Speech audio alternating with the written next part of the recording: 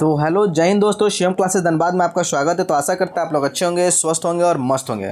तो जैसा कि आप लोग पता है कि आज हम लोग का 40 डे क्रैश कोर्स का सेकंड क्लास आने वाला है। बहुत ही अवेटेड क्लास है। थोड़ा सा आज लेट हो गया क्योंकि आपको पता है कल रक्षाबंधन था, तो ये क्लास थोड़ा सा आज लेट से हुआ। तो चलो कोई बात नहीं, देर है दुरुस्त है। तो हम लोग बता दें इससे पहले हम लोग का 40 डे क्रैश कोर्स में हम लोग टारगेट किया था कि इसमें जो आपके रेलवे के है ना, रेलवे के जितने एग्ज़ाम्स हैं, चाहे non technical, technical, group D के जितने भी आपके सामान्य जानकारी है ना, सामान्य जानकारी हो गया, जीके और जीएस, सामान्य जानकारी और सामान्य चैप्टर वाइज सॉल्व है 3790 लगभग टोटल। तो इसको 40 दिन में ख़त्म करना है हम लोग को। टीसीएस के ओरिजिनल पेपर्स हैं, ठीक है। तो इसमें हम लोगों ने क्या खत्म किया था, एक दिन का हो गया, तो 40 दिन में खत्म कर दिया। और किसी भी एग्जाम्स के लिए आप देखो, झारखंड सीजीएल के लिए बहुत इंपॉर्टेंट हो जाता है, बिहार पुलिस के लिए बहुत इंपॉर्टेंट हो जाता है, फिर एसएससी एमटीएस हो गया, सीजीएल के लिए भी बहुत इंपॉर्टेंट हो जाता है। तो आज का हम लोग क्लास में स्टार्ट करने, एक क्लास हो चुका है और इसका पीडीएफ मैं जो क्लास पहले करवा चुका हूँ। जैसा कि आप लोगों को बता दें, एक और बता दूं कि इससे पहले का जो हम लोग क्लास भारत के इतिहास से स्टार्ट किए थे, हम लोग का टारगेट है 40 दिन में ये लगभग जितने भी आपको टॉपिक है, ये 40 दिन में एक से लेकर 22 टॉपिक, सारे 22 टॉपिक को ख़त्म कर देने हैं, ठीक है। तो उसी के मद्देनजर रखते हुए कल हम लोग का जो क्लास हुआ था, कल के क्लास में भारत के इतिहास हम लोग चल रहे थे। प्राचीन भारत के इतिहास खत्म हो गया। जो अभी तक नहीं देखो जाकर के चैनल पे देखो, इसका क्लास डला हुआ है। और हम लोग आज मध्यकालीन भारत के इतिहास को पूरे खत्म करने वाले बेहतरीन ढंग से एनालिसिस के साथ। और साथ साथ आप लोग भी इसमें आंसर बताते जाना और अपना चेक करना है कि आपका कितना आंसर चेक होता है, ठीक है। तो ये रिविज़न एकदम रैपिड फायर रिविज़न होने वाला है। और हाँ, सेशन अगर अच्छा लगे तो ज़रूर शेयर करना भाई, ठीक है। तो चलिए क्लास को हम लोग स्टार्ट करते हैं आगे, ठीक है। तो आज हम लोग का मध्यकालीन भारत का इतिहास है, उस टॉपिक में हम लोग चलने वाले हैं अपना, ठीक है। तो चलो स्टार्ट करते हैं आज का जो क्वेश्चन है। तो पहला क्वेश्चन यहाँ पे आ चुका है 10,000 रुपये के लिए, ठीक है। अब देखते हैं 10,000 के लिए कौन कौन जाता। देखो ये किसमें, आरआरबी मुजफ्फरपुर सहायक स्टेशन मास्टर में पूछा हुआ क्वेश्चन। इक्ता प्रथा निम्नलिखित में से किसके समय प्रचलित है। तो देखो सबसे पहले इक्ता प्रथा जो है ना, इल्तुतमिश के द्वारा, गुलाम वंश का जो एक थे शासक थे इल्तुतमिश, है ना, सॉरी इल्तुतमिश थे, उन्होंने शुरू की थी, ठीक है। याद रखना इक्ता प्रसार। तो वो किसके थे, तो दिल्ली सल्तनत के समय, मुगल साम्राज्य के समय, चालुक्य के विजयनगर। तो देखो मुगल तो होगा नहीं, है ना, दिल्ली सल्तनत के समय। किसके समय, दिल्ली सल्तनत। इसका ऑप्शन नंबर 1। तो इक्ता जो है ना, इक्ता सैनिक अधिकारी को दी गई। इस समय जो सैनिक अधिकारी थे उसको क्या देते थे, सैनिक अधिकारी को भूमि दी जाती थी, ठीक है, जिसका वे लगान वसूल करते थे, ठीक है, याद रख रहा है। लेकिन उस भूमि पर उनका स्वामित्व प्राप्त नहीं होता था। मतलब सैनिक अधिकारी को एक देने जाने वाला भूमि था जो शासक देते थे, ठीक है। और ये इल्तुतमिश के द्वारा शुरू किया गया। तो याद रखना इक्ता प्रथा किसके द्वारा, दिल्ली के सल्तनत के समय, है दिल्ली के सल्तनत के समय थे, याद रखना। चलिए अब बात करते हैं, आपको एक क्वेश्चन छोड़ के जाते हैं। बताना आपको गुलाम वंश के संस्थापक कौन थे, ये बताना है आपको कमेंट में। इतिहास में जहीर उद्दीन मोहम्मद किस नाम से बेहतर जाना जाता था। जहीर उद्दीन मोहम्मद किस नाम से बेहतर जाना था। तो ऑप्शन है अकबर, औरंगजेब, बाबर या शाहजहाँ। ये 2006 का पूछा हुआ क्वेश्चन है। तो जहीर उद्दीन मोहम्मद बाबर का नाम था। किसका नाम था भाई, बाबर का नाम था, याद रखना। जहीरुद्दीन मोहम्मद किसका नाम था, बाबर का नाम था, ठीक है। जलालुद्दीन मोहम्मद अकबर का नाम था। देखो याद रख, जहीर उद्दीन मोहम्मद ये बाबर का था, जहीरुद्दीन मोहम्मद बाबर का था। अब एक बार जलालुद्दीन मोहम्मद किसका था, अकबर का बोलेगा। जलालुद्दीन मोहम्मद किसे बोला था, अकबर का था। इसका ऑप्शन जहीर बाबर का और जलालुद्दीन मोहम्मद अकबर का, ठीक है। तो इसका option number 3 is the right answer हो जाएगा, ठीक है। चलिए अगला क्वेश्चन है, किसके शासनकाल में राजकीय धर्म इस्लाम समाप्त किया गया। मतलब किसके शासनकाल में राजकीय धर्म इस्लाम को समाप्त किया गया था। तो याद रखना है इसके अकबर के शासनकाल में। किसके शासनकाल में, अकबर के शासनकाल में। मतलब राज का जो धर्म होगा इस्लाम होगा उसको बोले कि समाप्त कर दिया जाएगा। तो अकबर के शासनकाल बहुत अच्छा बोले तक लोगों को छूट थी किसी भी धर्म को अपनाने की। तो अकबर के समय शासनकाल में राजकीय धर्म इस्लाम समाप्त किया गया, ठीक है, याद रखना। और बीरबल प्रथम व अंतिम हिंदू था, है ना, उसी के शासनकाल में प्रथम व अंतिम हिंदू था जिसने दीन इलाही धर्म स्वीकार किया था। तो अकबर के शासनकाल में कौन रहता था, बीरबल, जो उसका मंत्री था। वो क्या कहता, अकबर के द्वारा जो लाया गया था दीन इलाही धर्म को स्वीकार करने वाला अकबर का मंत्री कौन था, बीरबल था, प्रथम व अंतिम हिंदू था, ठीक है। ये भी ध्यान देना आपको। पूछता है दीन इलाही धर्म अपनाने वाला प्रथम और लास्ट हिंदू कौन था, तो बीरबल था, जो अकबर के दरबार में रहता था। टोडरमल किससे संबंधित है।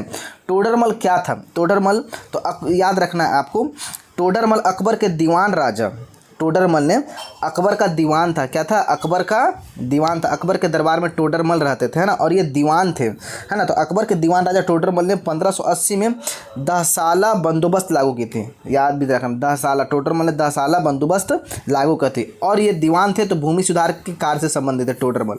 और टोडरमल किसके दरबार में रहते थे, अकबर के दरबार में रहते थे। और इन्होंने 10 साला बंदोबस्त लागू की थी। टोडरमल के द्वारा 10 साला बंदोबस्त भी लागू की थी जो कि भूमि सुधार से संबंधित है, ये भी ध्यान देना। जाएगा। तोडरमल मंत्री था अकबर का। ठीक है, चलिए अगला क्वेश्चन है यहाँ पे, तो बहुत इंपॉर्टेंट क्वेश्चन है, बाजार नियंत्रण प्रणाली किसने प्रारंभ की? बाजार नियंत्रण प्रणाली, तो ये बहुत इंपॉर्टेंट क्वेश्चन आता है आपका अलाउद्दीन खिलजी। अलाउद्दीन खिलजी के समय में बहुत सारी चीज़ों में ठीक था, जैसे बाजार नियंत्रण है ना, बाजार महिलाओं के लिए अलग बाजार, पुरुषों के लिए अलग बाजार, अगर कोई बाजार में चीटिंग कर रहा तो उसका उतना ही मांस काट के तोला जाएगा, ये सब बहुत सारे चीज़ सुनने को मिलते। तो अलाउद्दीन, फिर दाग एवं हुलिया प्रथा भी अलाउद्दीन खिलजी के द्वारा था। अलाउद्दीन खिलजी ने अपने शासनकाल में मूल्य नियंत्रण प्रणाली को दृढ़ता से लागू किया। मूल्य नियंत्रण प्रणाली जिसे बाजार नियंत्रण प्रणाली कहते हैं, अलाउद्दीन खिलजी के द्वारा। ठीक है, चलिए अगला क्वेश्चन क्या है, दक्षिण भारत से उत्तर भारत में भक्ति आंदोलन, दक्षिण भारत से लेकर उत्तर भारत तक किसने भक्ति आंदोलन किया था? तो यहाँ का स्वामी रामानंद है ना, बहुत ही इंपॉर्टेंट क्वेश्चन। स्वामी रामानंद के द्वारा उत्तर भारत में दक्षिण भारत में भक्ति आंदोलन का श्रेय भी इन्हीं जाता, और दक्षिण भारत से लेकर उत्तर भारत तक आंदोलन किया था कौन? स्वामी रामानंद। और रामानंद के गुरु को थे रामानुजाचार्य थे, ये भी ध्यान आपको देना। ठीक है, अगर कुछ क्वेश्चन मिस्टेक होता तो आप लोग कमेंट बॉक्स में बताना, हमसे गलती से भी कोई आंसर गलत भी हो जाता तो ये आप लोग जरूर मुझे बताना, क्योंकि मैं भी करेक्ट कर सकूं। ठीक है, अच्छा पिछले वाले क्वेश्चन में जैसे मैंने बोल दिया था कि सारनाथ का गलती से बिहार हो गया था, वो यूपी में है। ठीक है, दिल्ली सल्तनत की सर्वप्रथम महिला राजकर्ता कौन थी? याद है देखो, दिल्ली सल्तनत एकता प्रथा किसने शुरू किया? इल्तुतमिश की बेटी कौन थी? रजिया सुल्तान, जो दिल्ली सल्तनत की सर्वोच्च महिला राजकर्ता थी, भी आपको ध्यान देना। तो देखो इसका ऑप्शन देखते हैं हम लोग क्या है। ठीक है, क्वेश्चन नंबर 7 और ऑप्शन क्या है? रजिया, है ना। कौन है? तो दिल्ली सल्तनत की पहला महिला शासिका भी रजिया सुल्तान है, जो इल्तुतमिश की बेटी थी, है ना, याद रहता था। रजिया बेगम जो सुल्तान थी, गुलाम वंश की इल्तुतमिश की पुत्री थी। किसके? गुलाम वंश की इल्तुतमिश की पुत्री थी। तो और गुलाम वंश का संस्थापन कौन था? कुतुबुद्दीन ऐबक। क्या था? कुतुबुद्दीन ऐबक था। ठीक है ना, जो किसका गुलाम था? मोहम्मद गौरी का गुलाम था, मोहम्मद गौरी का गुलाम था। और मोहम्मद गौरी कुतुबुद्दीन ऐबक को बोल दिया कि जाओ तुम दिल्ली सल्तनत को सुधारो। फिर गुलाम वंश की स्थापना नींव किसने डाल दी? कुतुबुद्दीन ऐबक ने, है, जैसे कुतुब मीनार बनाया। और इल्तुतमिश ने उसे क्या क्या कंप्लीट करवाया, पूरा करवाया, ये भी ध्यान देना है आपको। ठीक है, तो इल्तुतमिश की पुत्री कौन थी? रजिया सुल्तान, जो दिल्ली सल्तनत की पहली महिला शासिका थी। उन्होंने 1236 से लेकर के 1239 तक राज किया। रजिया 1236 से लेकर के 1239 तक शासन किया, ये भी आपको ध्यान देना है। ठीक है, चलिए अगला, गयासुद्दीन तुगलक ने किस वर्ष में तुगलक वंश के साम्राज्य की स्थापना की? तुगलक वंश, गयासुद्दीन तुगलक ने तुगलक वंश के साम्राज्य की स्थापना किसने कब की है?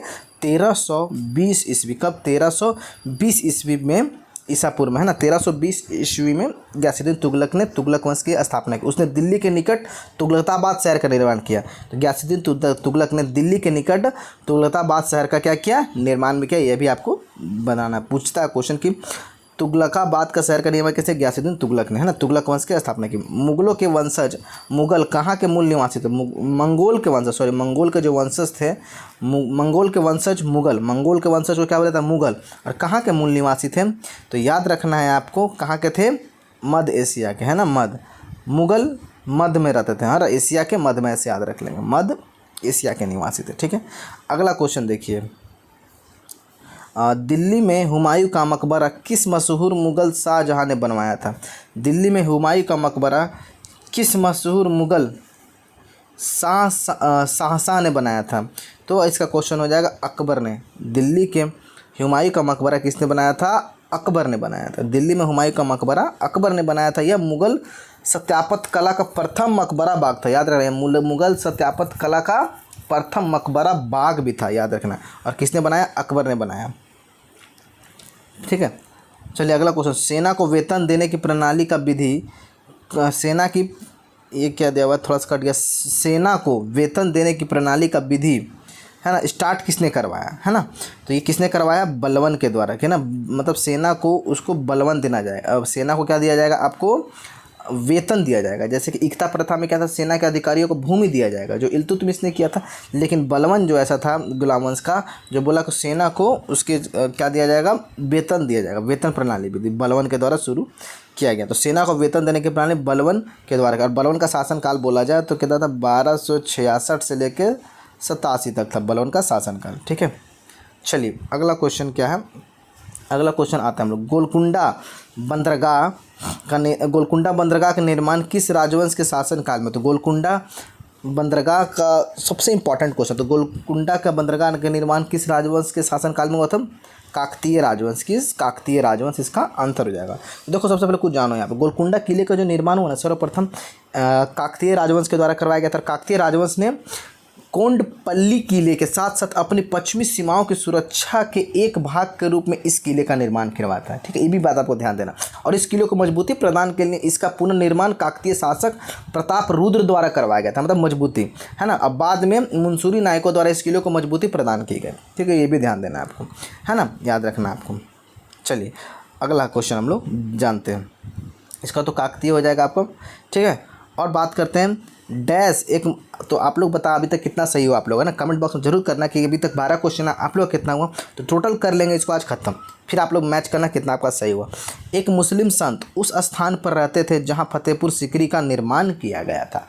फतेहपुर सीकरी का निर्माण जहाँ किया था वहाँ पर मुस्लिम संत रहते थे, है ना। तो इसके बारे में बहुत ही इंपॉर्टेंट है, फतेहपुर सीकरी के बारे में हम लोग जानेंगे। तो फतेहपुर सीकरी में कौन मुस्लिम संत रहते थे भाई, उस बाबा का नाम भी हम लोग जान लेते हैं, बहुत ही इंपॉर्टेंट है फतेहपुर सीकरी। तो फतेहपुर सीकरी को मुगल सम्राट अकबर ने बनाया था। फतेहपुर सीकरी को पहले किसने बनाया था, अकबर को बनाया गया था फतेहपुर सीकरी को, है ना। कब, 1571 में सूफी संत सलीम चिश्ती के लिए, किसके लिए, सूफी संत सलीम चिश्ती के लिए, है ना, किसने बनाया था, अकबर ने बनाया था फतेहपुर सीकरी को, जहाँ पे ये सूफी संत सलीम चिश्ती ये बाबर रहते थे। ठीक है, याद रखना है ना, चिश्ती के सम्मान में बनाया था।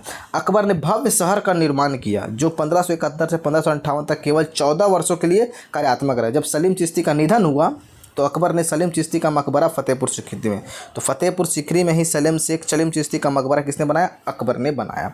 ठीक है, जहाँ पे सूफी संत वो रहते थे अपना। ठीक है, उनसे बहुत प्यार का, मतलब बहुत मानते थे अकबर को। ठीक, अकबर उनको बहुत मानते थे।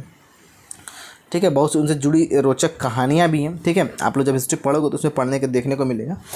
चलिए अगला, बाबर का जीवनी बाबरनामा की रचना किस भाषा में की गई। ये इंपॉर्टेंट क्वेश्चन, बहुत बार आया हुआ यार, है ना। बाबर की जीवनी जो बाबरनामा, तो पहले बाबर की जीवनी बाबरनामा या तुजुके बाबरी बोलते हैं, है ना, बाबरनामा या तुजुके बाबरी, है ना। याद, साम्राज्य के संस्थापक बाबर, तो याद रखना है आपको, बाबर ने किसने की, मुगल साम्राज्य की स्थापना किसने की, बाबर ने किया, याद रखना है। ठीक है, और इस किस भाषा में लिखी गई थी, तुर्की भाषा में लिखी, किस भाषा में लिखी गई थी, तुर्की भाषा में लिखी गई, जिसका अर्थ होता है तुर्की, है ना। और यह क्या है, बाबरनामा तुर्की भाषा में लिखी गई थी, ये आपको ध्यान देना है, बाबरनामा तुजुके बाबरी।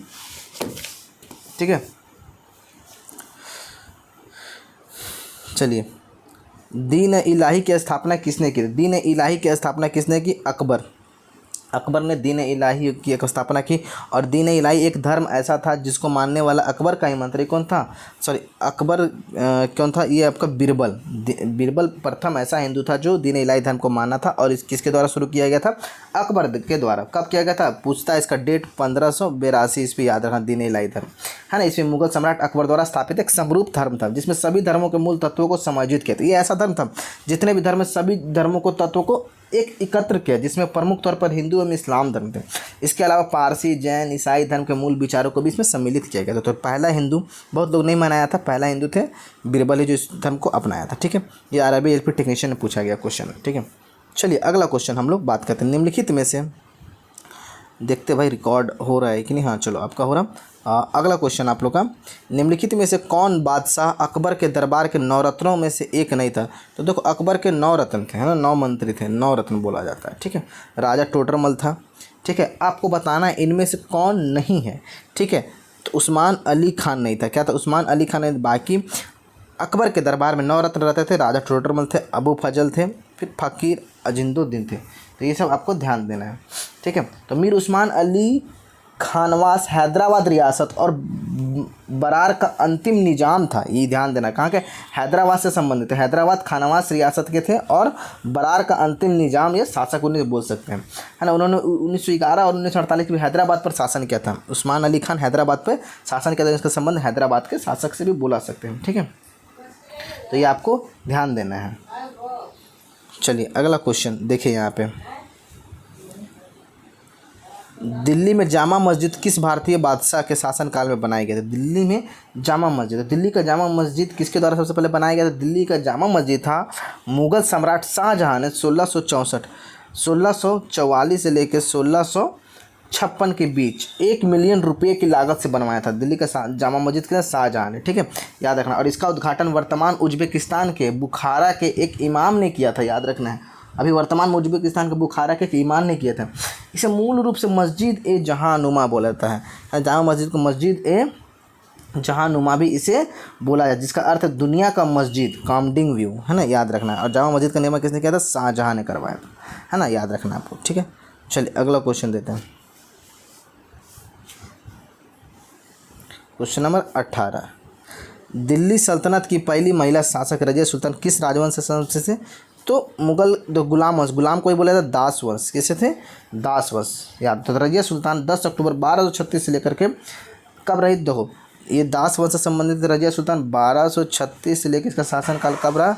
1240 ईस्वी तक ये दास वंश के संस्थापक सुल्तान रहे।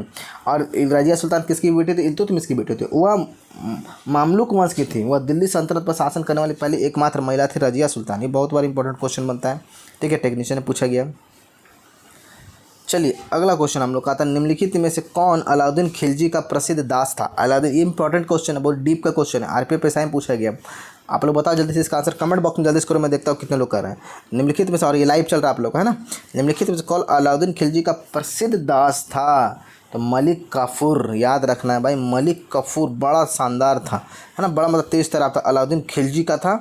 जिसने अलाउद्दीन खिलजी कौन? वही जिसे दाग एवं हुलिया, बाजार नियंत्रण प्रथा, ये सब क्या था, घोड़े में दागने की प्रथा की, राग घोड़ा ना उसका पहचाना जा सके। तो अलाउद्दीन खिलजी का प्रथम दास था मलिक काफूर था, है ना, याद रखना है। तो मलिक काफूर दिल्ली सल्तनत के शासक अलाउद्दीन खिलजी का एक प्रमुख महानतम गुलाम था। उसे गुजरात के 1299 आक्रमण के दौरान, याद रखना इसको, गुजरात का जो युद्ध हुआ था, है ना, 1299 के आक्रमण के दौरान अलाउद्दीन के जनरल नुसरत खान द्वारा कैद कर लिया गया था। कब? गुजरात के युद्ध के दौरान अलाउद्दीन का जो जनरल नुसरत था ना, वही इसको कैद कर लिया था, मलिक काफूर को, है ना। और 13वीं शताब्दी में उसकी शोहरत तेज़ी से बढ़ी, है ना, उसको कैद कर लिया गया।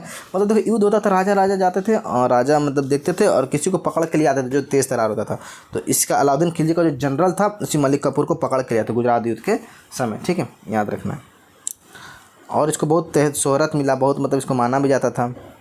तो ऐसा नहीं गुलाम का ज़िंदगी बड़ा मुश्किल में कटता था, ऐसा नहीं गुलाम मतलब आया था सताया था, लोग गुलाम बना के लाता था, देखता था तेज़ तरार है, युद्ध में हार गया तो पकड़ के ले आते थे। वेनिस का प्रसिद्ध यात्री कौन था? वेनिस का एक प्रसिद्ध यात्री कौन था?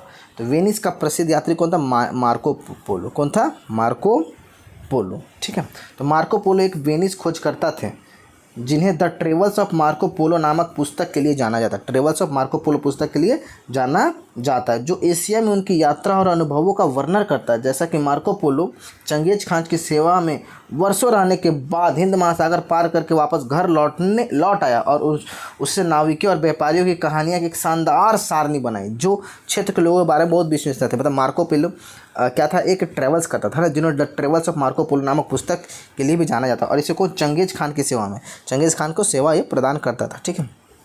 और ये बहुत सारे समुद्र यात्रियों के बारे में एक जीवनी लिखता था, क्या क्या है नहीं है, ठीक है, मार्को पोलो।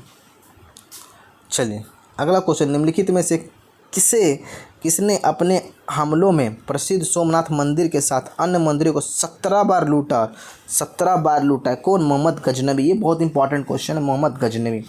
कब? याद हो, मोहम्मद गजनवी को आमतौर पर गजनी के महमूद के रूप में जाना था, गजनी के महमूद के रूप में जाता। इन्होंने लगभग 17 बार सोमनाथ मंदिर को लूटा, जिन्होंने 971 से लेकर के 1030 ईस्वी तक गजनी के शासन किया था। उसने भारत पर 17 बार हमला किया। उसने सोने लूटने के लिए 1025 में सोमनाथ मंदिर पर 16वां हमला किया था, याद रख। सोमनाथ मंदिर पे 16वां हमला कब किया था? 1025 ईस्वी में। कब? 1025 ईस्वी में 16वां हमला किया था, है ना, सोमनाथ मंदिर पर सोना लूटने के लिए, ठीक है। तो महमूद गजनवी इसका आंसर हो जाएगा। इसका आंसर क्या हो जाएगा? महमूद गजनवी, ठीक है। चलिए क्वेश्चन नंबर 12, फिरोज शाह तुगलक ने किस प्रसिद्ध शहर का गठन किया? फिरोज शाह तुगलक ने किसका? तो हिसार, याद रखना। फिरोज शाह तुगलक ने किस प्रसिद्ध शहर का गठन किया? हिसार शहर का गठन किया। हिसार की स्थापना कब किया? 1354 ईस्वी में, 1354 ईस्वी में हिसार ए फिरोजा के रूप में फिरोज शाह तुगलक ने की, जिन्होंने 1351 से लेकर 1388 तक दिल्ली की सल्तनत पर शासन किया। उन्होंने 4 फाटकों, पूर्व में दिल्ली गेट, 4 फाटक का भी निर्माण किया था। पूर्व में दिल्ली गेट और मोरी गेट के साथ साथ 4 दीवारें भी बनाई। दक्षिण में नागौरी गेट और पश्चिम में तलाकी गेट का भी निर्माण कराया। फिरोज शाह के समय में ये भी बोला जाता है, फिरोज शाह तुगलक के समय में बहुत सारा नहर का भी विकास बहुत ज़्यादा किया गया। और फिरोज शाह तुगलक ने तालकी गेट का भी निर्माण किया, ये भी आपको ध्यान देना है। तो हिसार शहर, प्रसिद्ध शहर हिसार को बसाया, ठीक है। आपको बताना है हिसार अभी किस राज्य में पड़ता है। निम्नलिखित में से किसने सिखों को एक सैन्य संप्रदाय में बदल दिया। सिख को एक सैन्य संप्रदाय में बदल दिया किसने? गुरु गोविंद सिंह ने। गुरु गोविंद सिंह ने सिखों को एक सैन्य संप्रदाय। तो गुरु गोविंद सिंह कौन थे? 10वें गुरु थे। कितने नंबर के थे? 10वें गुरु थे, है ना। गुरु गोविंद सिंह 10वें सिख गुरु थे, ठीक है। योद्धा, कवि और दार्शनिक भी थे। सिख धर्म में उन्होंने उल्लेखनीय योगदान, उनका बहुत विशेष योगदान रहा है। 1699 में खालसा नाम से सिख योद्धा, खालसा पंथ की स्थापना इसने की है गुरु गोविंद सिंह ने, और खालसा नाम से सिख योद्धा समुदाय को भी स्थापित किया। और 5 वस्तुओं का परिचय देना है जो आस्था का प्रतीक है और जो हर समय खालसा सिख पहनते हैं, ये आपको ध्यान देना है, ठीक है। तो खालसा की भी स्थापना, ठीक है, जो सैन्य समुदाय में बदल दिया है। चलिए अगला क्वेश्चन हम लोग का, दिल्ली के प्रसिद्ध शासक फरीद को और किस नाम से, दिल्ली के प्रसिद्ध शासक है फरीद को और किस ने, तो बहुत डीप का क्वेश्चन है, इसको जो अगर अच्छे से पढ़ोगे ना, दिल्ली के प्रसिद्ध शासक फरीद को और किस नाम से जाना जाता था। तो फरीद को शेरशाह सूरी, है ना, याद रखना, फरीद को शेरशाह सूरी के बारे में कहा जाता है जो शेर से लड़ा था, जीता था कि हारा, शेर को पराजित कर दिया गया था, वापस देखा तो शेर, तो ये कहा जाता है ऐसा। तो शेरशाह सूरी, दिल्ली का प्रसिद्ध शासक फरीद को और किस नाम से जाना, तो शेरशाह के नाम से जाना है। तो अब समझो यहाँ पर शेरशाह सूरी का जन्म कब हुआ? 1486 ईस्वी में बिहार में रोहतास जिले में सासाराम में फरीद खान के रूप में हुआ था। शेरशाह सूरी का बिहार के रोहतास, है ना, रोहतास के सासाराम में हुआ, ठीक है, रोहतास जिले के सासाराम में। यहाँ पर शेरशाह सूरी का मकबरा भी है। अब याद रखना, वह उत्तर भारत में सूर्य साम्राज्य के संस्थापक थे।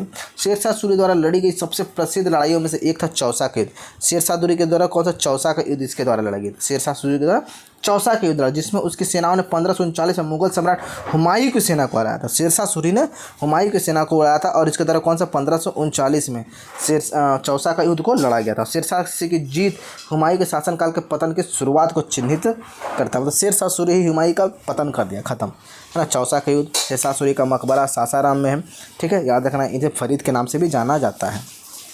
चलिए निम्नलिखित में से अगला क्वेश्चन आप लोग का है। चलिए मज़ा आ रहा है आप लोग को, शानदार। यहाँ तक कितना क्वेश्चन सही हुआ आप लोग लास्ट में एकदम मैच करना, ठीक है।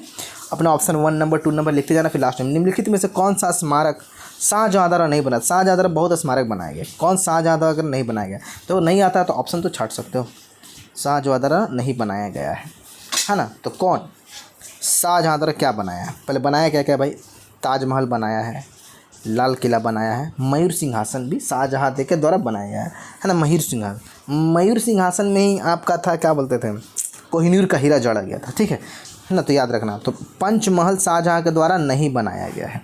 पंचमहल फतेहपुर सीकरी में एक महल है जो उत्तर प्रदेश के अकबर द्वारा बनाया गया था, याद है। तो पंचमहल अकबर के द्वारा बनाया गया था जो कि आपका फतेहपुर सीकरी में है, ठीक है, याद रखना। यह एक आयताकार उपनिवेशित संरचना जो सभी तरफ से खुला है और स्थानीय लाल बलुआ पत्थर से निर्मित है। यह दौलत खान के प्रांगण के चारों ओर स्थित एक सार्वजनिक जगहों में रॉयल हरम के निजी स्थलों के बीच मध्यस्थ इमारत के रूप में कार्य करने के लिए बनाया गया था। तो पंचमहल अकबर के द्वारा बनाया गया था फतेहपुर सीकरी में। बाकी ये ताजमहल, लाल किला, मयूर सिंहासन शाहजहाँ के द्वारा बनाया गया। तो ये option number 4 is the right answer हो जाएगा, जो नहीं बनाया गया।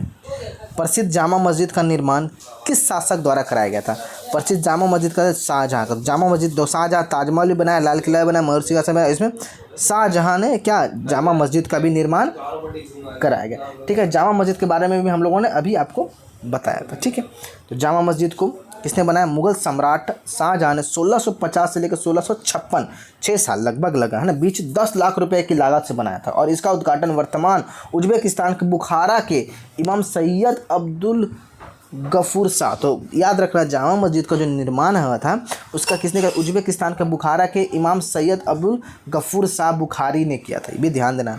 और मस्जिद 1656 ईस्वी में 3 महान द्वारों और लाल बलुआ पत्थर और सफ़ेद संगमरमर की पट्टियों के साथ निर्मित 2 40 मीटर ऊंचे मीनारों के साथ पूरी हुई है। तो शाहजहाँ के द्वारा बनाया गया है ये, याद रखना। इसका निर्माण किसने किया था? मतलब उद्घाटन उज्बेकिस्तान के बुखारा इमाम सैयद के द्वारा, गफूर शाह के द्वारा। चलिए अगला क्वेश्चन, दिल्ली के किस सुल्तान ने टाका और जीतल, तो आपको बताना है टाका और जीतल किसने? इल्तुतमिश ने। इल्तुतमिश के द्वारा इक्ता प्रथा चलाया गया। इल्तुतमिश की बेटी थी रजिया सुल्तान जो दिल्ली के पहला मुस्लिम शासिका थे। इल्तुतमिश ने टाका और जीतल के सिक्के बनाए, ठीक है। जीतल तांबा का बता, टाका ये पीतल है ना, ये तो पीतल और तांबे के सिक्कों बोला जाता है, ठीक है, कंफर्म नहीं, लेकिन टाका, जीतल, पीतल या तांबे के सिक्कों को ही बोला, जीतल या तांबा को ही बोला जाता है, या पीतल को, ठीक है, याद रखना।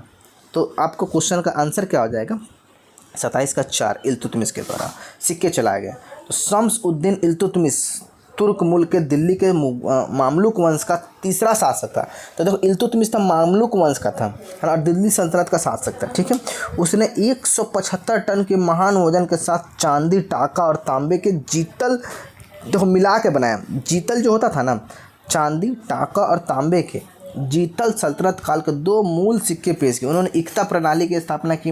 इक्तारों में साम्राज्य का विभाजन जो वेतन के बदले में रईसों अधिकारियों को सौंपा। इक्ता में क्या होता था, वेतन के बदले क्या था, भूमि भी दिया जाता था। जीतल और टाका का सिक्का यहाँ पे याद रखना खाली इल्तुतमिश के द्वारा शुरू किए गए थे।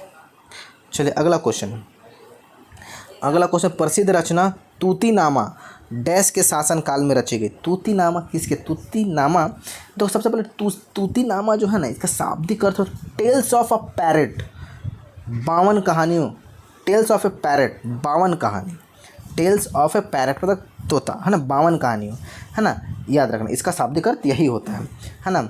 आपको इसकी क्या बोला है, प्रसिद्ध रहे तूतीनामा के शासनकाल में, किसके शासनकाल में, तो अकबर के साथ। और इसका तूतीनामा का मतलब क्या होता है, टेल्स ऑफ अ पैरेट, 52 कहानियों की 14वीं शताब्दी में फारसी श्रृंखला है ना, 52 कहानी का तूतीनामा 52 कहानी की श्रृंखला है, ठीक है, 14वीं शताब्दी के दौरान। और 16वीं शताब्दी के उत्तरार्ध में मुगल सम्राट अकबर द्वारा 250 लघु चित्रों वाला एक विस्तृत सचित्र संस्करण जारी भी किया गया था।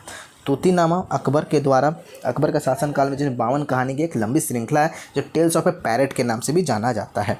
तो याद रख, टेल्स ऑफ पैरेट नामा तूतीनामा, जो तोता बता तू 52 कहानी सुना है। तुगलताबाद शहर की स्थापना किसने की थी, अभी हम लोग पढ़े थे, किसने किया था बताओ, गयासुद्दीन तुगलक, तुगलताबाद शहर की स्थापना की थी।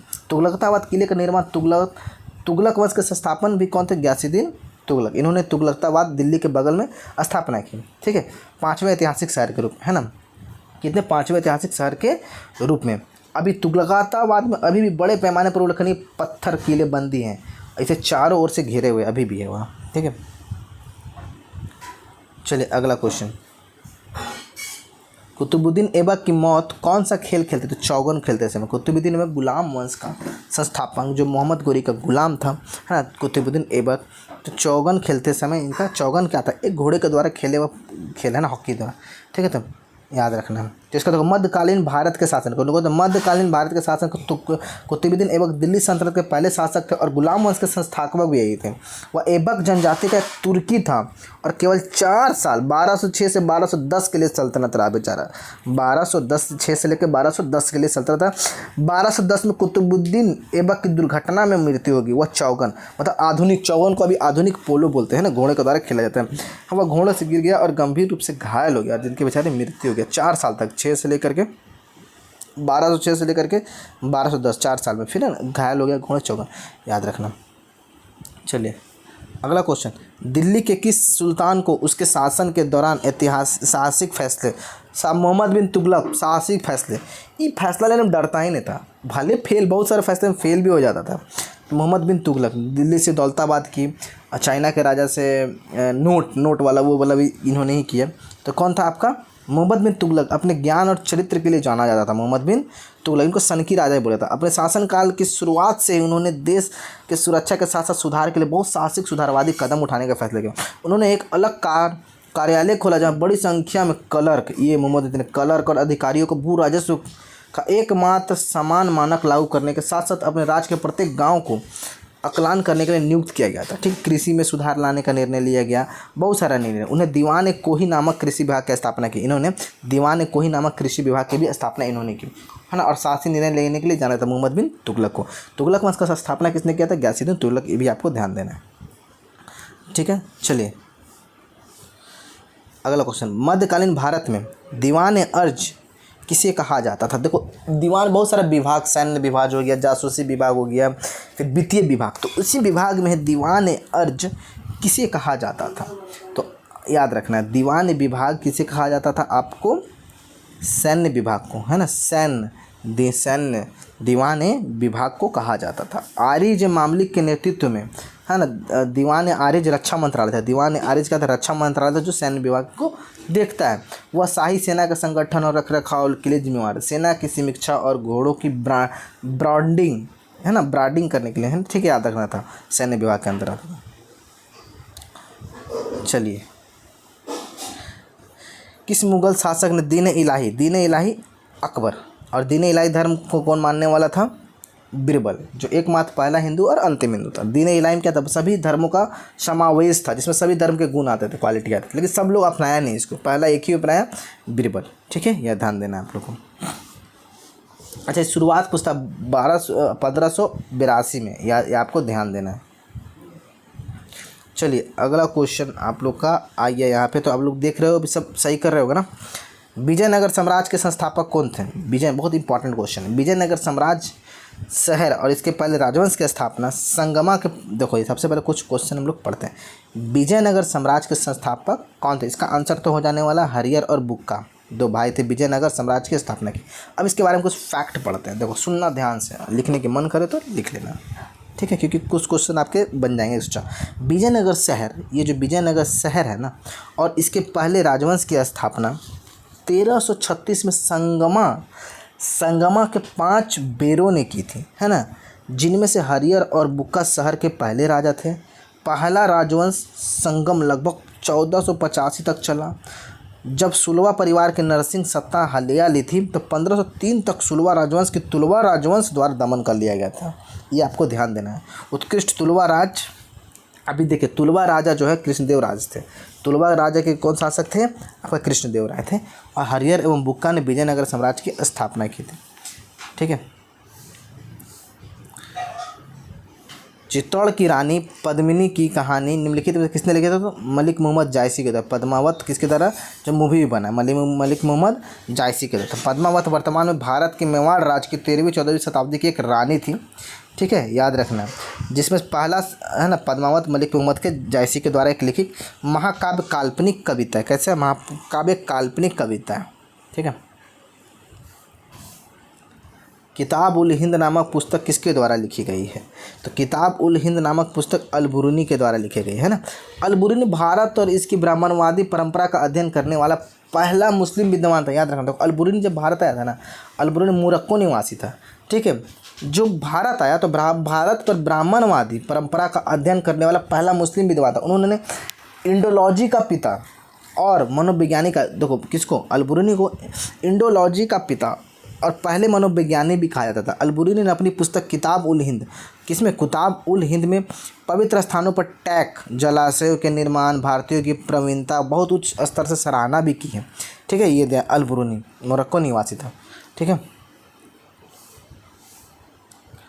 चलो, तुगलक वंश की स्थापना किसने की? गयासुद्दीन तुगलक। Repeated question. तुगलक वंश की स्थापना गयासुद्दीन तुगलक। दिल्ली सल्तनत का पहला ताज प्रस्तुत था, ये अफगान, ये आपको ध्यान देना, बता दिए हम लोग, ठीक है। चलिए, क्वेश्चन नंबर 38 में, दिल्ली के किस सुल्तान ने पहली बार कुतुब मीनार के निर्माण की शुरुआत की थी? कुतुब मीनार के निर्माण का नींव सबसे पहले दिल्ली के सुल्तान किसने? कुतुबुद्दीन ऐबक ने। देखो, बहुत सारा कहानी है इसमें। कुतुबुद्दीन ऐबक स्टार्ट करवाया था 3 मंजिला, फिर कंप्लीट करवाया इल्तुतमिश ने करवाया, तो इस तरह है ना। तो दिल्ली सुल्तानत के संस्थापक कुतुबुद्दीन ऐबक ने दिल्ली के महरौली में, कहा? दिल्ली के महरौली में 1192 के आसपास कुतुब मीनार की पहली मंजिल का निर्माण, कुतुबुद्दीन ऐबक पहली मंजिल का निर्माण शुरू किया। 1220 में ऐबक के उत्तराधिकारी और दामाद शमसुद्दीन इल्तुतमिश ने, कुतुबुद्दीन ऐबक का दामाद शमसुद्दीन इल्तुतमिश ने एक और 3 मंजिला पूरा करवाया। तो ये 1 मंजिला कुतुब मीनार, फिर इल्तुतमिश ने 3 मंजिला को कंप्लीट कराया, है ना। और 1369 में एक बिजली की हड़ताल ने शीर्ष मंजिला को नष्ट कर दिया। ये भी ध्यान देना, बिजली के कारण गिरा था, बिजली गिरा जिसको शीर्ष मंजिला को नष्ट कर दिया। फिर फिरोज शाह तुगलक ने क्षतिग्रस्त मंजिला को बदल दिया और एक जोड़ा शेरशाही सूरी ने भी इसे मीनार में प्रवेश किया, जबकि वह शासन कर रहा है, हुमायूं में निर्वास। तो ये ध्यान देना है, कुतुबुद्दीन ऐबक कंप्लीट करवाया था इल्तुतमिश ने, फिर ये गिर गया आगे भी, तो फिरोज शाह तुगलक ने भी इसे कंप्लीट करवाया था क्षतिग्रस्त को। चलो, सुल्तान मोहम्मद बिन तुगलक ने अपनी राजधानी को दिल्ली से किस जगह पर? दिल्ली से कहाँ आपकी? दिल्ली से देवगिरी। सुल्तान मोहम्मद बिन तुगलक ने, याद रखना, अपने पिता गयासुद्दीन तुगलक की मृत्यु के बाद गयासुद्दीन तुगलक, मोहम्मद बिन तुगलक के पिता गयासुद्दीन तुगलक की जब मृत्यु हो गई तो मोहम्मद बिन तुगलक ने फरवरी 1325 ईस्वी में दिल्ली के तुगलक वंश के सिंहासन पर चढ़ाई की, है ना, याद रखना है। और उन्होंने अपनी राजधानी को दिल्ली से दौलताबाद जिसे वर्तमान में महाराष्ट्र, है ना, महाराष्ट्र के नाम से जाना जाता है, ठीक है, याद रखना है। फिर उसे कहाँ कर दिया आपका, दिल्ली से भारत का, याद रखा, दिल्ली से दौलताबाद और दौलताबाद और देवगिरी, ठीक है, ये भी आपको ध्यान देना है। चलिए अगला क्वेश्चन यहाँ पे,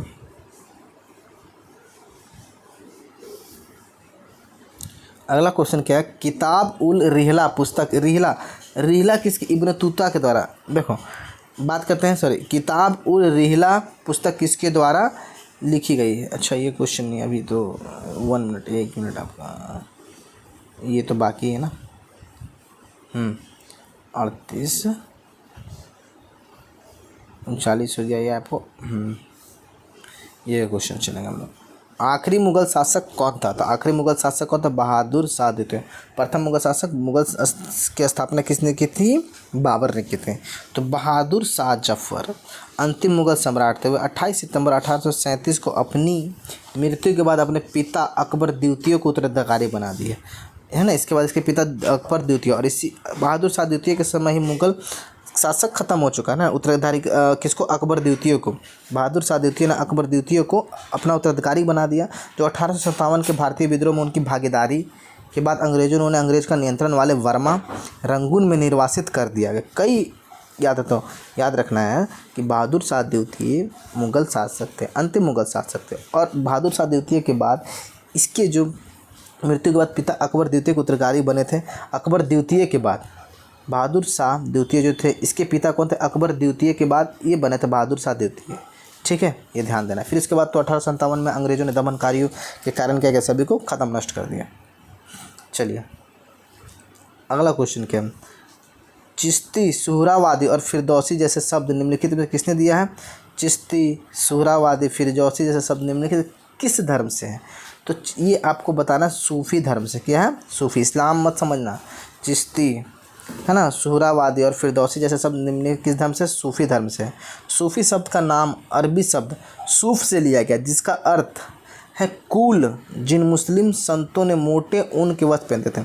वैसा मुस्लिम संत जो मोटे ऊन के शब्द पहनते थे उसे सूफ़ी, और यही सूफ़ी से संबंधित है चिश्ती, सुहरावादी और फिरदौसी। उन्हें सूफ़ी संत कहा जाने लगा, है ना। सूफ़ियों का चिश्ती आदेश जो अब भारत के लिए स्वदेशी है। भारत में स्थापित होने वाले 4 मुख्य सूफ़ी सिलसिलाओं में से पहला था कदीसिया, सुहरावादी और नक्शबंदी। ये अन्य 3 सूफ़ी सिलसिले से थे, यह भी याद रखना।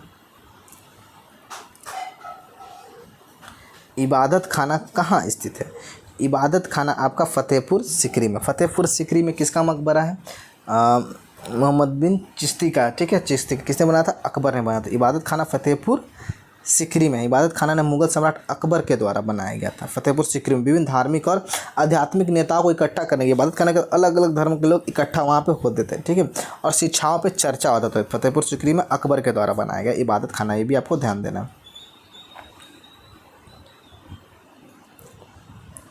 अलाई दरवाज़ा किसके द्वारा बनाया गया था। अलाई दरवाज़ा कुतुब जो परिसर था ना, कुतुब मीनार का जो परिसर था महरौली, है ना, दिल्ली में कुतुब उल इस्लाम मस्जिद का दक्षिण प्रवेश द्वार है, ठीक है। तो अलाई दरवाज़ा वही दक्षिण का प्रवेश द्वार है ना, कुतुबुद्दीन परिसर का, ठीक है, ये ध्यान देना है। और महरौली का स्तंभ भी वहीं पे है जिसने चंद्रगुप्त द्वितीय ने बनाया था, ठीक है। तो अलाई दरवाज़ा किसके द्वारा बनाया गया था, अलाउद्दीन खिलजी के द्वारा बनाया गया अलाई दरवाज़ा। फिर कुतुबुद्दीन के परिसर में ही एक है आपका महरौली का स्तंभ भी है, ये भी आपको ध्यान देना है, ठीक है, तो ये आपको ध्यान देना है। तो और ये जो है ना आपका कुतुब उल इस्लाम मस्जिद का, अच्छा दिल्ली में जो अलाई दरवाज़ा दिल्ली में जो एक मस्जिद है आपका, कौन सा, कुतुब उल इस्लाम मस्जिद का दक्षिण प्रवेश द्वार है कौन, अलाई दरवाज़ा, जिसे अलाउद्दीन खिलजी ने बनाया, है ना, अलाउद्दीन खिलजी ने बनाया था, जो कि लाल बलुआ पत्थर से बना है। और यह वर्गाकार गुंबदाकार द्वार है जिसे मेहराबदार प्रवेश द्वार और एक ही कक्ष है, याद रखना आपको, ठीक है। चलिए अगला क्वेश्चन है आपका, फतेहपुर से इबादत खाना हो गया, अलाई दरवाज़ा अलाउद्दीन खिलजी के द्वारा बनाया गया। अच्छा मोरक्को ने मैंने उस पर गलती किया था, करेक्ट कर लेता हूँ। मोरक्को निवासी था इब्न तूता था, ठीक है। मोरक्को निवासी इब्न तूता किसके शासनकाल में भारत आया था? किसके शासनकाल में भारत आया था आपको ये बताना। तो मोहम्मद बिन तुगलक के शासनकाल में भारत आया था। तो इब्न तूता का पूरा नाम मोहम्मद इब्न तूता, एक मोरक्को मुस्लिम यात्री था। कौन? इब्न तूता, ठीक है, जो मोहम्मद बिन तुगलक के शासनकाल में आया था। इब्न तूता अफगानिस्तान के पहाड़ों के माध्यम से पूरे भारत में पहुंचे। उस समय के दौरान जब तुगलक वंश अपनी ऊंचाई पर था, वह दिल्ली में रहे और मोहम्मद बिन तुगलक से मिले, ठीक है।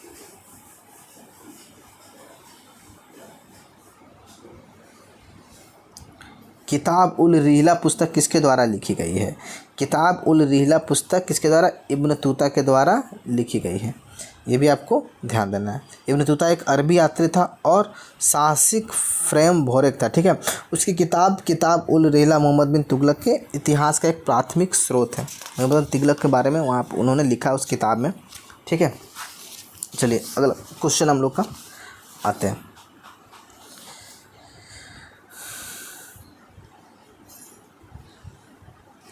तो अगला क्वेश्चन है बहुत सारे क्वेश्चन डायरेक्ट। किताब उल रिहला किसके द्वारा? इब्न तूता के द्वारा लिखी गई, जो मोहम्मद बिन तुगलक से मिलने आया था। और मोहम्मद बिन तुगलक के इतिहास के बारे में भी उस बुक में चर्चा की गई है, ठीक है। अगला क्वेश्चन आप लोगों का, ताजमहल किसकी याद में बनाया गया? तो भाई ये बच्चा ताजमहल का निर्माण मुगल बादशाह शाहजहां ने अपनी पत्नी मुमताज महल की याद में करवाया था। किसकी? मुमताज महल। कहाँ पे? आगरा, जो कि उत्तर प्रदेश में यमुना नदी के दक्षिण तट पर स्थित सफ़ेद संगमरमर, यमुना तट के दक्षिण तट पर स्थित है। ये भी ध्यान देना है। पूछते किस तट पे? दक्षिण तट के किनारे। चलिए, मुगलों के विरुद्ध हल्दी घाटी का युद्ध किसने लड़ा? अच्छा आपको बताना है, ताजमहल जो है उस्ताद अहमद लाहौरी एक कारीगर थे, उसके द्वारा भी, ठीक है। तो मुगलों के विरुद्ध हल्दी घाटी का युद्ध, तो मुगलों के विरुद्ध हल्दी घाटी का युद्ध किसने लड़ा? महाराणा प्रताप। कब? 1576 ईस्वी में। मेवाड़ के राणा महाराणा प्रताप और मुगल सम्राट अकबर की सेना में शामिल करने वाले घुड़सवार और, है ना, किसके बचा हुआ? आपका महान सम्राट अकबर और महाराणा प्रताप के बीच हुआ था। 1576 में हल्दी घाटी का युद्ध हुआ था। और अकबर के तरफ से, याद रखना इंपॉर्टेंट है ना, अकबर के तरफ से जो थे नेतृत्व कौन करता? आमेर के मान सिंह ने किया था। मान सिंह अकबर की तरफ से लड़ रहा था, ठीक है। निम्नलिखित में से कौन जहांगीर के शासनकाल के एक प्रसिद्ध चित्रकार थे? जहांगीर के शासनकाल में एक प्रसिद्ध चित्रकार, जहांगीर के शासनकाल में चित्रकला बहुत अपने चरम पे थी, है ना। तो उस समय जहांगीर के प्रसिद्ध चित्रकार कौन थे, है ना? उस्ताद मंसूर जहांगीर। उस्ताद मंसूर जहांगीर मुगल सम्राट के शासनकाल के दौरान एक प्रसिद्ध चित्रकार थे। उन्होंने पौधे और जानवरों के चित्रण में उत्कृष्ट प्रदान किया। पौधे, उस्ताद मंसूर जहांगीर के शासनकाल में। मंसूर मन से बनाता था, है ना, जहांगीर। उस्ताद मंसूर। चलिए, 1717 ईस्वी में किस मुगल बादशाह ने ईस्ट इंडिया कंपनी को एक फरमान जारी किया था? किस ईस्ट इंडिया कंपनी को एक फरमान जारी किसने किया था? बहुत इंपॉर्टेंट क्वेश्चन, है ना। किसको आपको बताना है? फ़र्रुखसियर को। 1717 ईस्वी में किस मुगल बादशाह ने? तो फ़र्रुखसियर ने ईस्ट इंडिया कंपनी को फरमान जारी किया था। अब पढ़ते हैं इसके बारे में। तो वर्ष 1717 में फ़र्रुखसियर ने ब्रिटिश ईस्ट इंडिया कंपनी को मुगल साम्राज्य में रहने, क्या बोला था? मुगल साम्राज्य में रहने और व्यापार करने का अधिकार देते हुए एक फरमान जारी किया था। तो यही लोग तो बढ़ावे दिया था। मुगल बादशाह अपने फ़र्रुखसियर बोला ना कि तुम व्यापार करो, यहाँ पे रहो, ठीक है। फरमान के तहत कंपनी को माल के परिवहन के लिए दस्तक पास जारी करने के लिए अधिकृत किया गया। माल के परिवहन के लिए दस्तक पास जारी करने के लिए, मतलब ये लोग बढ़ावा तो यही लोग दिया है अंग्रेज को इतना साल तक, है ना। अपने मतलब कि मिला कर रखते थे कि हमको उससे जितना है, हमको बगल वाले से जितना, तो मिला करके रखते थे ये लोग। किस शासक ने ताजमहल का निर्माण कराया? बहुत हार्ड क्वेश्चन है, नहीं बनेगा। शाहजहां ने। किसने? शाहजहां, ठीक है, ठीक है। प्रसिद्ध यात्री निकोलस कोंटी किस देश के थे? प्रसिद्ध यात्री निकोलस कोंटी किस देश के थे? आपके इटली के थे। कहाँ थे? इटली के, याद रखना। निकोल डी कोंटी एक वेनिस के व्यापारी थे। व्यापारी वेनिस के थे, ठीक है। और प्रसिद्ध यात्री इटली के थे, ठीक है, याद रखना। उन्होंने देवराय द्वितीय के समय में विजयनगर साम्राज्य का यात्रा किया। अच्छा, ये जो थे देवराय द्वितीय के समय विजयनगर साम्राज्य का यात्रा किया, ठीक है, याद रखना है। और कहाँ के यात्री थे? इटली के यात्री थे। चलिए क्वेश्चन नंबर 52। बस इसको ख़त्म ही कर देना है। निम्नलिखित में से किसके शासनकाल में हैदराबाद के चार मीनार स्मारक, हैदराबाद का चार मीनार, चार मीनार किसने किया? कुतुबुद्दीन ऐबक कि मोहम्मद मोहम्मद कुली कुतुब शाह के द्वारा। हैदराबाद का चार मीनार याद रखना, कुतुबुद्दीन ऐबक ने कुतुब मीनार का स्थापना की है, ठीक है, लेकिन हैदराबाद का चार मीनार कुतुब शाह के द्वारा किया गया। फंसना मत, चार मीनार का निर्माण मोहम्मद कुली कुतुब शाह ने करवाया। चार मीनार हैदराबाद तेलंगाना में स्थित है। एक स्मारक और मस्जिद भी है जिसका निर्माण 1591 में, क्या 1591 हैदराबाद के तेलंगाना में है। कुतुब शाही राजवंश के पाँचवें शासक मोहम्मद कुली, क्यों तो पाँचवा शासक था कुली कुतुब शाह, अपने राजधानी को गोलकुंडा से हैदराबाद, तो अब ये भी पूछता कुली कुतुब शाह ने अपने राजधानी को गोलकुंडा से कहा क्या? हैदराबाद के नवगठित शहर में स्थापित करने के बाद चार मीनार का निर्माण किया था। उन्होंने अपना हैदराबाद से कहाँ कर दिया गया था आपको? राजधानी को गोलकुंडा से हैदराबाद किया, फिर उसके बाद इन्होंने चार मीनार हैदराबाद का बनाया तेलंगाना में, जो भी तेलंगाना में स्थित। चलिए, इनमें से किसने 1311 में दिल्ली में अलाई दरवाज़ा का निर्माण करवाया? दिल्ली में अलाई दरवाज़ा का निर्माण किसने किया? अलाउद्दीन खिलजी। अभी पढ़े थे अलाउद्दीन खिलजी। जो अलाई दरवाज़ा क्या है? दिल्ली में कुब्बत उल मस्जिद है ना, मस्जिद का जो दक्षिण प्रवेश द्वार है, ठीक है, अलाउद्दीन खिलजी के द्वारा बनाया था। अलाउद्दीन दरवाज़ा कुतुब मीनार के परिसर में, अच्छा किसके परिसर में? कुतुब मीनार के परिसर में, है ना, याद रखना है। कुतुब मीनार के परिसर में कुतुब उल इस्लाम मस्जिद का दक्षिण प्रवेश द्वार है। कुतुब मीनार परिसर बहुत बड़ा है। उसी कुतुब मीनार परिसर में आपका चंद्रगुप्त द्वितीय के द्वारा आपका महरौली का स्तंभ भी है। फिर उसी कुतुब मीनार के परिसर में अलाउद्दीन खिलजी के द्वारा अलाई दरवाज़ा है, ठीक है, यह ध्यान देना आपको। और कैसा? दक्षिण प्रवेश द्वार है। इसे अलाउद्दीन खिलजी ने 1311 में बनवाया और यह एक लाल बलुआ पत्थर से बना है, ठीक है। हवा महल डैश में स्थित है। हवा महल कहाँ है? उदयपुर में। कहाँ है? उदयपुर, राजस्थान में। तो याद रखना, हवा महल देखना बहुत अच्छी है। हवा महल मतलब हवा महल वस्तुतः हवाओं का महल महाराजा सवाई प्रताप सिंह के द्वारा 1799 में गुलाबी बलुआ पत्थर का उपयोग करके बनाया गया और यह जयपुर का सबसे पहचानने योग्य, मतलब बहुत अच्छा है ना, किसके? सवाई प्रताप सिंह महाराजा के द्वारा किया गया है, ठीक है, याद देना। और इसमें देखो सबसे बड़ा का छोटी जालीदार खिड़कियों वाली अनूठी पंच महिला संरचना है, झरोखा कहलाती है, याद रखना है। और इसे हिंदू और इस्लामी वास्तुकला का मिश्रण, बहुत ज़्यादा खिड़की है इसमें, जालीदार खिड़की और हवा पूरा प्रवेश होता है ऐसा, ठीक है। और ये हिंदू और इस्लामी वास्तुकला का मिश्रण इसे बोला जा सकता है, ठीक है। चलिए अब बात करते हैं यहाँ पे हम लोग उमैद भवन पैलेस किस शहर में स्थित है? उमैद भवन पैलेस कहाँ है? ये आपका जोधपुर में है ना। जोधपुर में भी कहाँ पे है? देखो चित्तौड़ हिल पर स्थित जोधपुर में सबसे ऊंचा स्थान उमैद भवन पैलेस। ऐतिहासिक ब्लू सिटी, विशाल रेत के टीलों, है ना, और मेहरानगढ़ किले को डराने वाला आकर्षक दृश्यों से प्रेरित होता है। ये देना है। उमैद भवन पैलेस कहाँ है आपका? जोधपुर में सबसे ऊंचा स्थान उमैद भवन पैलेस, ऐतिहासिक ब्लू सिटी के नाम से भी जाना जाता है, ठीक है, और डरावना भी है थोड़ा सा, ठीक है। दास वंश की स्थापना किसने की? कुतुबुद्दीन ऐबक। किसने की? कुतुबुद्दीन ऐबक, याद रखना है ना, याद रखना। 56 का 3। भारत में गुलाम वंश का शासन 1206 से लेकर के कब चला? 1290 तक चला, है ना, 1290 तक। गुलाम वंश भारत पर शासन करने वाला प्रथम मुस्लिम राजवंश था। पूछे प्रथम मुस्लिम राजवंश कौन था? गुलाम वंश। इसकी स्थापना कुतुबुद्दीन ऐबक ने की थी। कुतुबुद्दीन किसका गुलाम था? मोहम्मद गौरी का था। उन्होंने दिल्ली के कुतुब मीनार का निर्माण शुरू करवाया था कुतुबुद्दीन ऐबक, ठीक है। इल्तुतमिश ने कंप्लीट कराया था। चलिए, निर्मित और निर्यातित वस्तुओं को प्रशासन द्वारा निर्धारित मूल्य पर बेचे जाने हेतु दिल्ली में एक विशेष बाजार शेरा-ए अदल के स्थापना। बाजार ये सब कौन करा है? बोलो। अलाउद्दीन खिलजी। बाजार प्रथा जितना अच्छे तरह से मतलब एकदम ढंग से तो किसने कराया? अलाउद्दीन खिलजी के द्वारा। किसके द्वारा? अलाउद्दीन खिलजी के द्वारा करवाया गया, ठीक है, याद रखना आप। इंपॉर्टेंट क्वेश्चन था आपका आज का। अलाउद्दीन खिलजी के द्वारा वस्तुओं मतलब कीमत तय करने के लिए, है ना, कोई चीटिंग नहीं करेगा। अनाज मंडी ये सब का किसने किया था? अलाउद्दीन खिलजी। और शेर अदल कपड़े और विलासिता की वस्तुओं के लिए विशेष बाजार था। शेर अदल मतलब कपड़ा और विलासिता की वस्तुओं के लिए भी, ये भी मतलब बाजार नियंत्रण हो गया। फिर शेर अदल बाजार के हो गया। दाग एवं हुलिया प्रथा भी अलाउद्दीन खिलजी। गुलाम घोड़ों और मवेशियों का भी बाजार इसमें था, ऐसा था, ठीक है, इंपॉर्टेंट है। मोहम्मद खिलजी। अगला क्वेश्चन, कुतुब मीनार के पास स्थित कौन सी मस्जिद के बारे में यह माना जाता है कि दिल्ली में बनने वाला पहला मस्जिद था? तो अभी बताना, कुब्बत इस्लाम मस्जिद।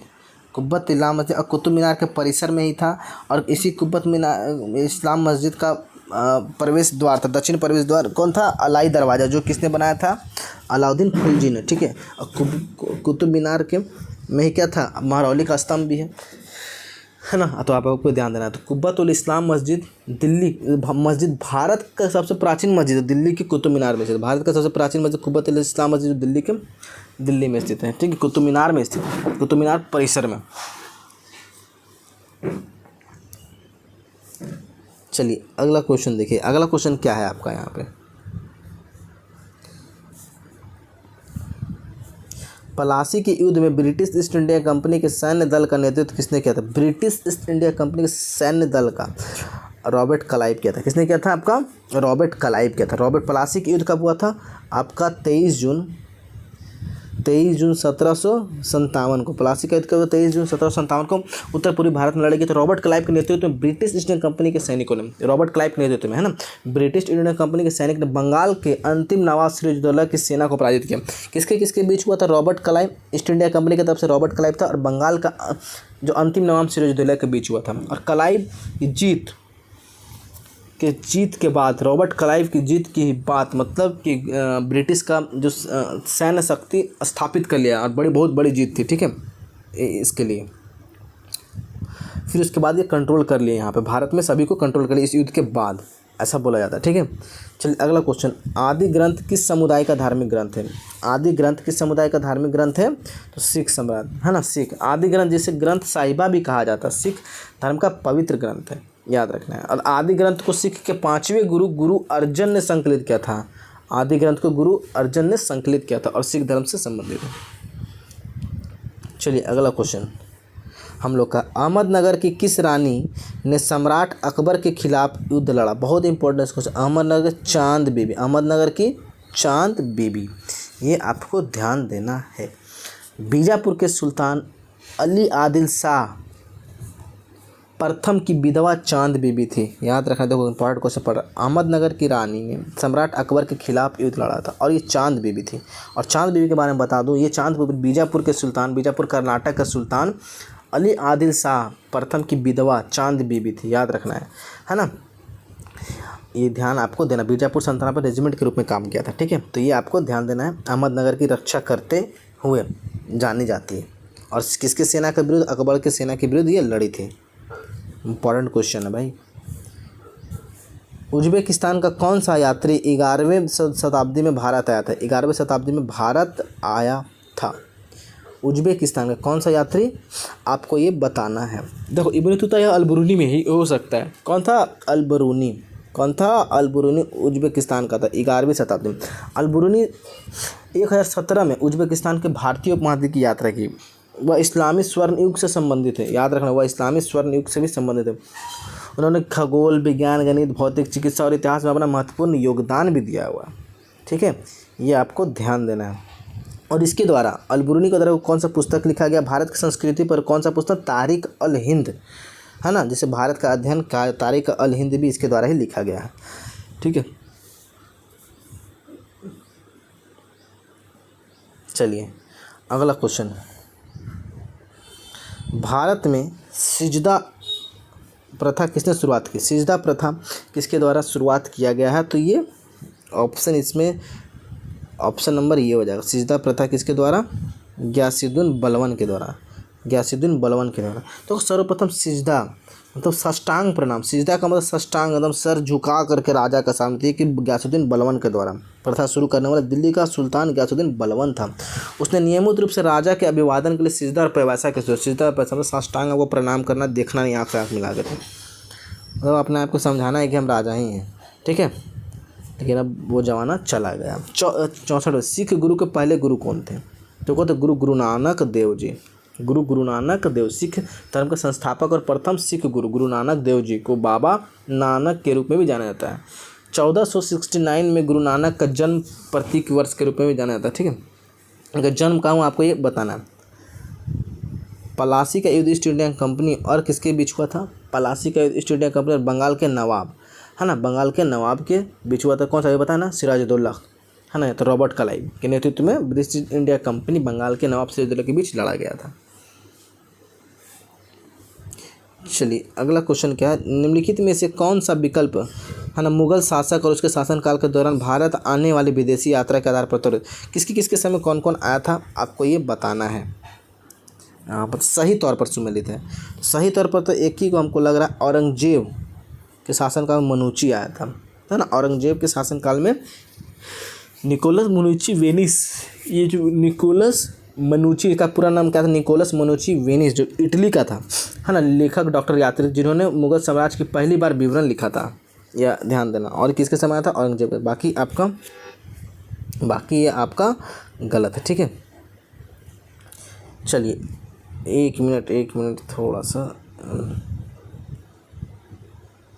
एक मिनट जाइएगा ब्रो। तो चलिए हम लोग का अब अगला क्वेश्चन क्या है देखते हैं। अगला क्वेश्चन, टीपू सुल्तान इनमें से किस स्थान से संबंधित है। टीपू सुल्तान इनमें से किस स्थान से संबंधित, श्रीरंगपट्टनम। कहाँ, श्रीरंगपट्टनम। तो श्रीरंगपट्टनम भौगोलिक रूप से कावेरी नदी के द्वीप पर बसा हुआ एक शहर है। कौन है, श्रीरंगपट्टनम। थोड़ा जूम करते हैं इसको, ठीक है।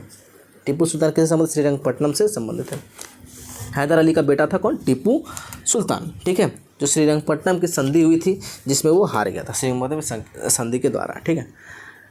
श्रीरंगपट्टनम जो थी हैदर अली और टीपू सुल्तान के शासनकाल में मैसूर की राजधानी भी थी। किसकी थी, मैसूर की राजधानी भी थी। और ये कावेरी नदी के तट के किनारे बसा हुआ शहर है, मैसूर कर्नाटक, ये ध्यान देना आपको।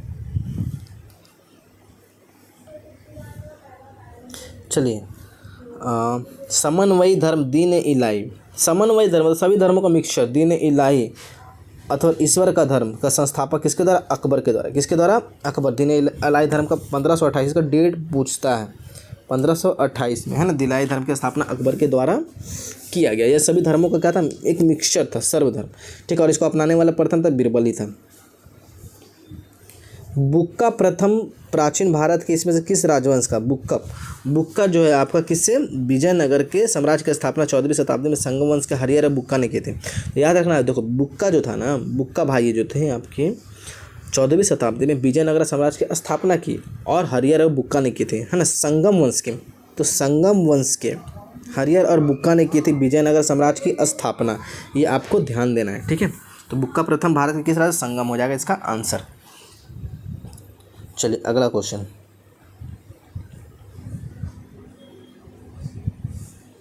हल्दी घाटी का युद्ध कब लड़ा गया। हल्दी घाटी का युद्ध 1576 में अकबर और महाराणा प्रताप के बीच लड़ा गया था, है ना। 18 जून 1576 और मेवाड़ के राणा प्रताप के बीच लड़ा गया था, जिसमें अकबर की जीत हुई थी, ये आपको देना है। और इतिहासकारों के अनुसार अकबर की सेना ने लड़ाई में विजय प्राप्त भी की थी, ठीक है, ये भी आपको ध्यान देना है। चलिए अगला क्वेश्चन, निम्नलिखित में से कौन अकबर के दरबार में सर्वोत्तम हस्तशिल्पकारों में से एक था जिसने जरी कलाम गोल्डन पेन की उपाधि से संबंध, जरी कलाम में गोल्डन पेन की उपाधि बहुत इंपॉर्टेंट है भाई। मोहम्मद हुसैन अकबर के दरबार में सबसे उच्च कोटि की रचनाकार थे। कौन थे, मोहम्मद हुसैन सबसे उच्च कोटि के रचनाकार थे, जिन्हें जरी कलम की उपाधि से सम्मानित किया गया। उनकी रचनाओं की विशिष्टता के कारण उन्हें जरीन कलाम मतलब सुनहरी कलम की उपाधि से सम्मानित किया गया। कौन, मोहम्मद हुसैन, है ना। हुस्न का बड़ा अच्छा पेंटिंग बनाते थे, किसी का भी हुस्न, ठीक है। चलिए अगला बात करते हैं हम लोग यहाँ पे, तुलुघमा, तो नाम इतना खतरनाक, तुलुघमा क्या है, क्या पता है आपको तो बताइए, हमको तो नहीं पता है ना। तुलुघमा क्या है, इसको थोड़ा सा जूम कर लेते हैं। चलो देखते हैं भाई तुलुघमा क्या है। आपका एनटीपीसी में आया हुआ है, एनटीपीसी फालतू क्वेश्चन पूछता हर बार।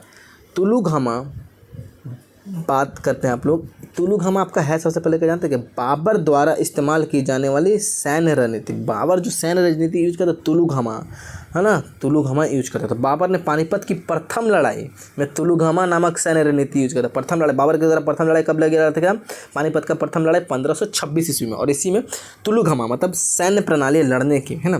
पानीपत की लड़ाई जरुद्दीन मोहम्मद बाबर एवं लोधी वंश के अंतिम शासक इब्राहिम लोधी के बीच हुई थी। पानीपत की पहली लड़ाई कितने, बाबर एवं इब्राहिम लोधी, है ना। इब्राहिम लोधी कौन था, अंतिम शासक था लोधी वंश का। बाबर ने इस युद्ध में तोप सजाने की उस्मान विधि का प्रयोग किया था। इस युद्ध में इब्राहिम लोधी पराजित हुआ था, ठीक है, याद रखना है। और इसी के बाद बाबर ने मुगल वंश की स्थापना भी की थी इस युद्ध को जीत करके। तुलुगमा एक क्या बाबर द्वारा इस्तेमाल की जाने वाली सैन्य रणनीति। देखो आज का हमको क्वेश्चन ऑफ द डे वही होगा।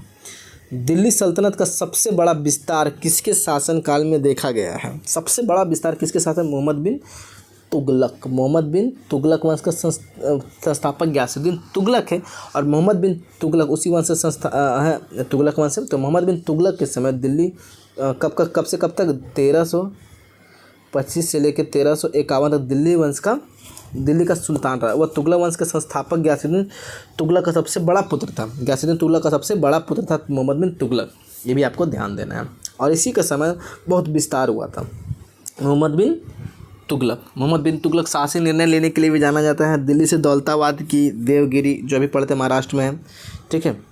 चलिए अगला क्वेश्चन क्या, रुद्रेश्वर मंदिर या बेस्तंभाल गुड़ी हजारों स्तंभ वाला मंदिर रुद्रदेव द्वारा बनाया गया।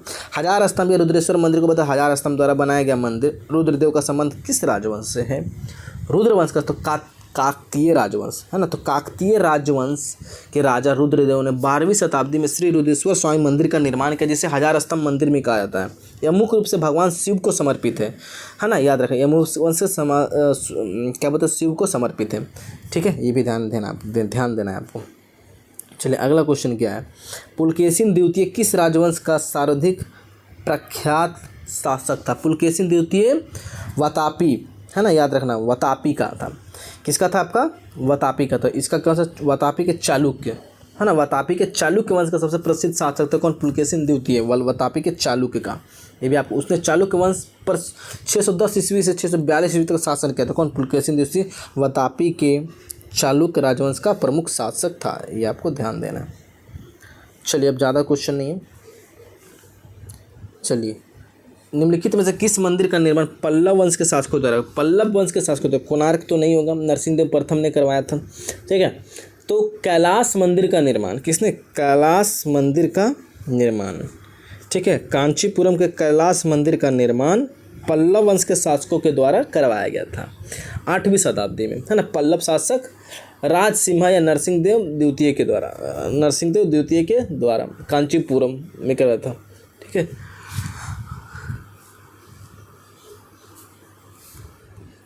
महाराजा जय सिंह द्वितीय ने इनमें से किस शहर में जंतर मंतर का निर्माण कराया था? जंतर मंतर कहाँ है? जयपुर की, दिल्ली? बताइए आप लोग। जंतर मंतर आपका इसका महाराजा जयसिंह ने किसने किया? जयसिंह द्वारा कुल 5 जंतर मंतर का निर्माण करवाया था। एक नई दिल्ली में, जयपुर में, उज्जैन में, मथुरा में और वाराणसी। तो आपका कौन हो जाएगा? जयपुर भी और दिल्ली भी है ना। ये भी आपको ध्यान देना है। जंतर मंतर आप किसका पूछा गया है, ये कन्फ्यूजन है थोड़ा, आप लोग कमेंट बॉक्स में इसका आंसर बताना, ठीक है।